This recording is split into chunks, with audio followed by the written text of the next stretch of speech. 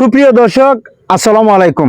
আমি এখন কই আছি জানুনি, আমাদের রিচি ইউনিয়ন ৬ নং ওয়ার্ড দক্ষিণ দুলুপুর বন্দর বাড়িতে। আর কি কারণে আসছি জানেন? আমি রাস্তা দিয়ে যাইতেছি আর দেখতেছি এখানে অনেক লম্বা একটা আহাম। ইদারে বলা হয় আমাদের গ্রামের ভাষায়, আঞ্চলিক ভাষায় হবিগঞ্জের আহাম আহাম, বুঝছেন? অনেক লম্বা একটা আহাম। যদিও এই বাড়ির মালিকের রাস্তা আছে, মাটিটা বরাদ করে নাই, উনি নিজে উদ্যোগে সম্ভবত এই আহামটা তৈরি করছেন। তো আমি ওনাকে ধন্যবাদ জানাই।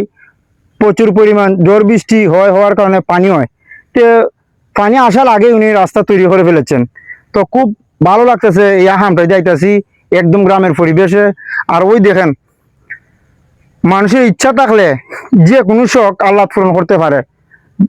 ওই সম্ভবত উনি নিজ উদ্যোগে এই আহামটা তৈরি করছেন। আর সুন্দর একটা পরিবেশ। ওই দেখুন, এখানেও বইয়া উনি ঠান্ডা আবহাওয়া বাতাস খাইতে পারবেন। আর ভালো লাগতেছে এই যে ১০০ জায়গার মধ্যে এত সুন্দর একটি ঘর বানিয়েছেন, আমি ওনাকে ধন্যবাদ জানাই। দেখাবো, দেখুন এখানে গাছ বিড়ি করে রাখা হয়েছে। এটা সম্ভবত লেচু গাছ, আর এটা হবে জাম্বুরা, আর এদিকে বড়ই গাছ। আর গাছ থাকলে অক্সিজেন বাড়ায়। খুব ভালো লাগতেছে, শান্তি এবং নিরিবিলি একটি পরিবেশ।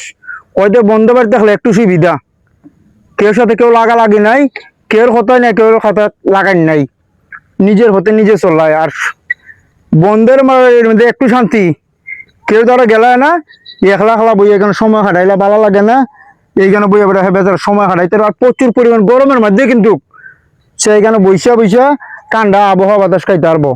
আর এই যে বাড়িটা এখন বর্তমানে ভাইরাল, কি কারণে ভাইরাল? জবানবন্দি ফেজ যে হানো আইছে, অনেকে আমাদের এলাকার মানুষের জানে না, দুলুপুরে ফুলবান যারা আছে অনেকে জানে না যে এত লম্বাটা আহাম আর এত সুন্দর একটা পরিবেশ বাড়ি তৈরি হয়েছে। যদি ঘরটা রঙিন করা হয় আরো সুন্দর লাগবে। একসময় এই ঘরটা জনপ্রিয়তা হয়ে উঠবে।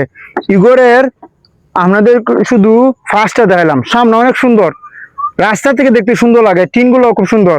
তো আজকে যে কথা বলতে চাই, এত লম্বা আহাম দেখিয়া কিন্তু আমি এই ঘরটা দেখার জন্য আসছি। আইয়া দেখি এইখানের যে পরিবেশ দেখাবা, এই যে জায়গাটা এত সুন্দর একটা লাগতেছে। হ্যাঁ, ইজারে বলা হয় মাছা বান্ধা হয় টাওয়ার মতন, এইসব দিয়া মাছ মারতারে।